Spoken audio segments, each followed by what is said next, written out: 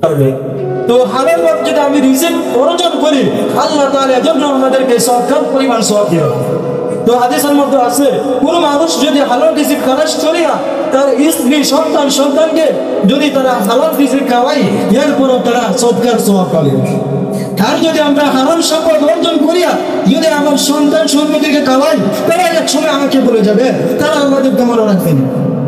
এই জন্য আমরা কখনো হারাম ভক্ষণ করবো না, হালাল খাবো এবং আমরা যে সম্পদ রেখে যাবো ওই সন্তানগুলো আরাম খায় তারা তো ভালো হবে না, তারা তো আমার জন্য দোয়া করবেন। এই জন্য হালাল পন্থে আমরা যা অর্জন করবো হালাল পন্থে অর্জন করে আমাদের সন্তান সন্ততিদের খাওয়াবো, তাহলে আমাদের সন্তান সম্পদ ভালো হবে। তো এই জন্য হাদিসের মধ্যে বলা হয়েছে লা তাযালু কদমা ইবনি আদম হাত্তা ইসআলা আন খামসিন আন উলদিহি ফীমা আফনাহু ওয়া আন শারাবিহি ফীমা আবলাহু ওয়া আন মালিহি মিন আইনা ইকতাসাবাহু ওয়া বিমা আনফাকাহু ওয়া মাযা আমিলা বিমা আলিমা। তো মানুষ কোথায় থেকে সম্পদ অর্জন করেছে এবং কোথায় বের করবে এই সম্পর্কে আল্লাহ তাআলার কাছে কি দিতে হবে, আল্লাহ তাআলার কাছে জবাবদিহি আমাদেরকে করতে হবে। এই জন্য আমাদেরকে উচিত হলো হালাল পন্থায় রিজিক